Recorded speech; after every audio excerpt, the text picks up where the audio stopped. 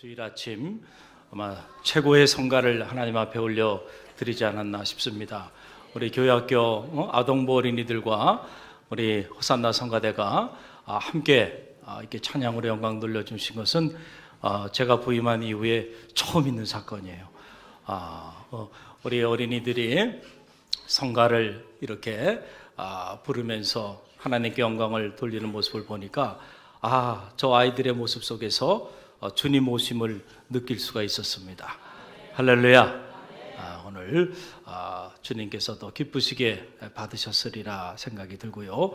우리 옆에 있는 성도들 바라보면서 고백하며 인사 나눕니다. 메리 크리스마스. 옆 사람 보면서 메리 크리스마스. 즐거운 성탄입니다. 성탄의 기쁨과 감격이 여러분 가운데 함께 하시기를 간절히 기원드립니다. 근본 성탄은 여러분도 마찬가지리라 생각이 드는데 저 개인적으로도 참 마음을 열고 마음껏 메리 크리스마스 이렇게 외치기가 부담스러운 그러한 성탄 주일을 맞이하고 있는 것이 사실입니다. 여러분 잘 아시는 것처럼 지난주 목요일 충북 제천에서는 화재가 났어요. 이 일로 인해서 목회자 2분을 비롯해서 총 29분의 귀중한 생명이 운명을 달리하는 이런 안타까운 사건이 이 성탄절을 즈음해서 일어나서 지금 제천시 일대는 큰 슬픔에 잠긴 상태로 성탄절을 맞이하고 있습니다.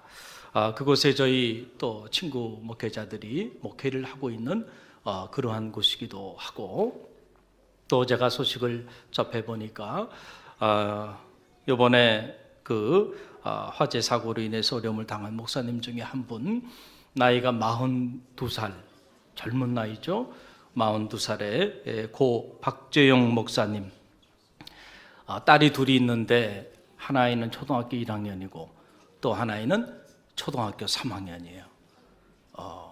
이 두 딸의 아빠이면서 한 여인의 또 남편이겠죠. 그리고 섬기는 교회 보니까 전 교인이 12명 정도 되는 아주 미자립 교회, 이런 작은 교회를 섬기고 있는 이런 목회자고, 또 내용을 들어보니까 어려운 가운데서도 지역의 어려운 이웃들을 위해서, 지역사회 봉사를 위해서 아주 헌신적으로 이렇게 사역을 했던 목사님이라는 거예요. 그런데 이렇게 불의의 사고로 인해서 어려움을 당해서 둘 딸들은 아빠를 잃었고 또 아내는 남편을 잃었고 성도들은 목사님을 잃었어요.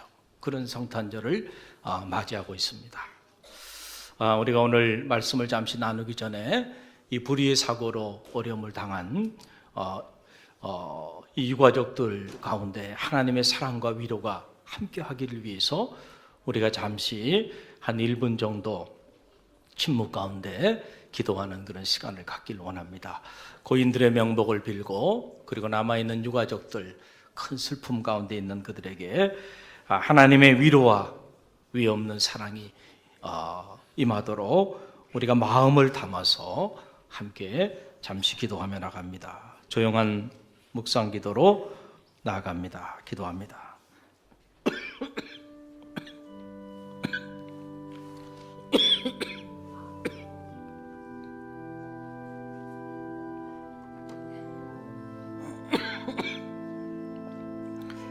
주님,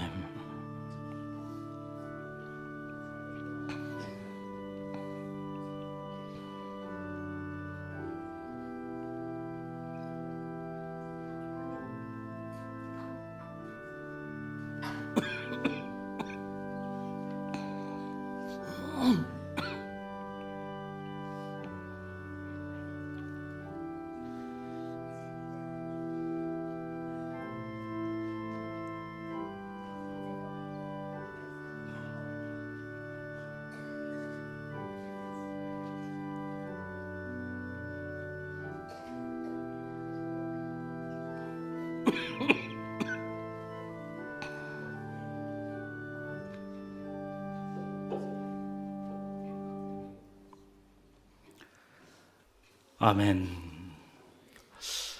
오늘은 이 성탄 주일 아침입니다. 평화의 왕으로 또 사랑의 주로 주님께서 하늘에서 이 땅까지 참으로 먼 길을 걸어서 우리 가운데 오셨습니다. 여러분, 2000년 전 주님이 오실 때 우리가 주님께 해드렸던 첫 번째 선물은 말구유였습니다. 그리고 그 주님께 우리가 마지막으로 해드렸던 선물은 십자가였습니다. 그것은 지금 주님의 겸손과 사랑을 상징하는 우리 기독교 상징 중에서 가장 중요한 상징물이 되었습니다. 그런데 사실 우리가 한 차원 더 들어가서 생각해 보면 이 말구유와 십자가는 정말 우리가 드러내고 싶지 않은, 감추고 싶은 우리들의 부끄러운 자아상이었음을 우리는 기억해야 할 것입니다. 인류의 구세주로 오신 주님께 우리가 따뜻한 방 한 칸 내어드리지 못했다라고 하는 사실입니다. 우리가 처음으로 주님께 내어준 것은 고작 말구유뿐이었습니다. 많은 사람들이 구유에 오신 주님을 경배하고 또 찬양은 하지만 정작 주님을 사람으로도 취급하지 않고 그 추운 겨울 짐승들이 기거하는 말구유에 탄생하게 하였던 우리들의 모질고 강팍했던 죄악으로 얼룩져 있었던 우리들의 마음을 묵상하지는 않는 것 같습니다. 여러분, 요셉과 마리아가 추위에 떨며 숙소를 찾아 헤맬 때 사실 인류도 방을 잃고 헤매었던 것입니다. 그런데 또다시 우리는 주님을 차가운 말구유 위에 오시게 하고 있습니다. 1000년이 지나고 또 1000년이 지났는데도 여전히 우리는 주님이 편히 누우실 곳을 마련해 드리지 못하고 있는 것이 사실입니다. 과연 주님이 지금 우리 가운데 오신다고 한다면 어느 곳에서 마음 편히 누우실 수 있겠습니까? 아방궁으로 변해버린 로마의 교황청일까요? 아니면 권력 서열 1인자들이 기거하는 백악관이나 청와대일까요? 아니면 마천루가 되어버린 교회의 종탑 아래일까요? 이 성탄의 소식을 접했던 이 당시 권력 서열 1위였던 헤롯과 그의 사람들처럼 여전히 우리는 1000년이 2번이나 지났는데도 시기와 질투, 그리고 분쟁과 다툼과 분열과 테러와 전쟁을 멈추지 않고 있습니다. 여전히 주님은 거할 곳을 찾지 못하고 방황하고 계십니다. 욕심의 빈을 번쩍이며 끊임없이 높아지고자 하는 우리들에 의해서 주님은 오늘도 너무도 초라하고 그리고 너무도 외롭게 말구유에 탄생하고 계신 것입니다. 2000년 전 우리가 주님께 드렸던 마지막 선물, 그것은 십자가였습니다. 이제 그 십자가는 우리를 향한 주님의 위없는 사랑의 상징이 되었고, 또 많은 사람들은 이 십자가를 자신들의 아름다움을 드러내는 액세서리로 그렇게 이용하고 있습니다. 그러나 정작 그 십자가가 우리가 주님께 드렸던 최악의 선물이었다는 사실을 많은 사람들이 잃어버리고 말았습니다. 주님 오시기 700년 전에 이사야 선지자는 그 사실을 우리 가운데 이렇게 예고해 주셨습니다. 그는 실로 우리의 질고를 지고 우리의 슬픔을 당하였거늘 우리는 생각하기를 그는 징벌을 받아서 하나님에게 맞으며 고난을 당한다 하였노라. 그가 찔림은 우리의 허물을 인하며 그가 상함은 우리의 죄악을 인함이라. 그가 징계를 받음으로 우리가 평화를 누리고 그가 채찍에 맞음으로 우리가 나음을 입었도다.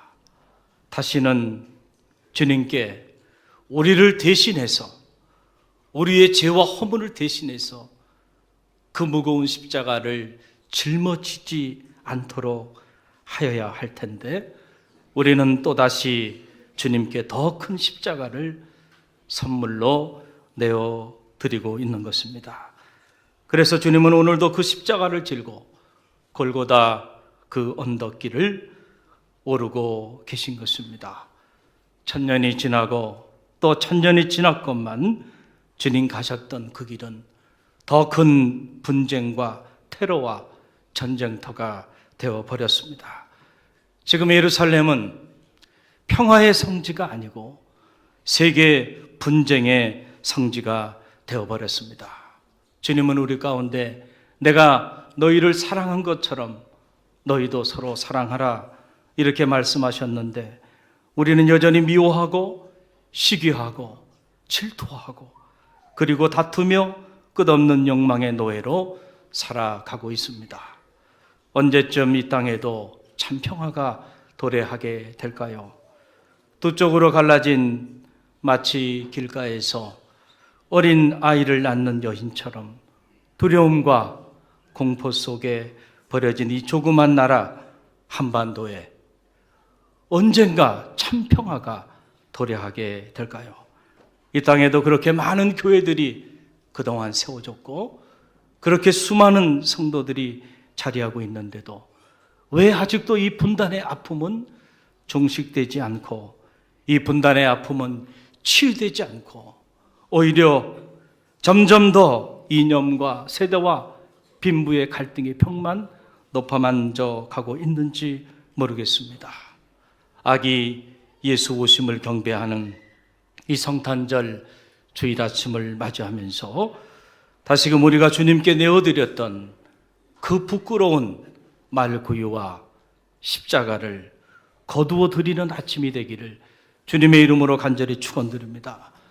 다시는 우리 모두가 주님께 인류 최악의 선물이었던 이 말구유 그리고 십자가를 내어드리지 않기를 이 아침 스스로 결심하는 그러한 경건한 아침이 되기를 간절히 바랍니다.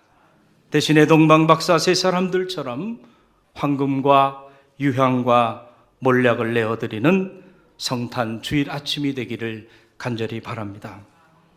사랑의 황금, 용서의 유황, 그리고 평화의 몰약을 주님께 선물로 내어드리는 가장 뜻깊고 가장 행복하고 그리고 가장 즐거운 성탄절 아침이 되기를 주님의 이름으로 간절히 축원드립니다. 그럴 때 비로소 오늘 천군 천사가 노래했던 것처럼 지극히 높은 곳에서는 하나님께 영광이요 땅에서는 기뻐하심을 입은 모든 자들에게 참 평화의 사건이 될 것입니다.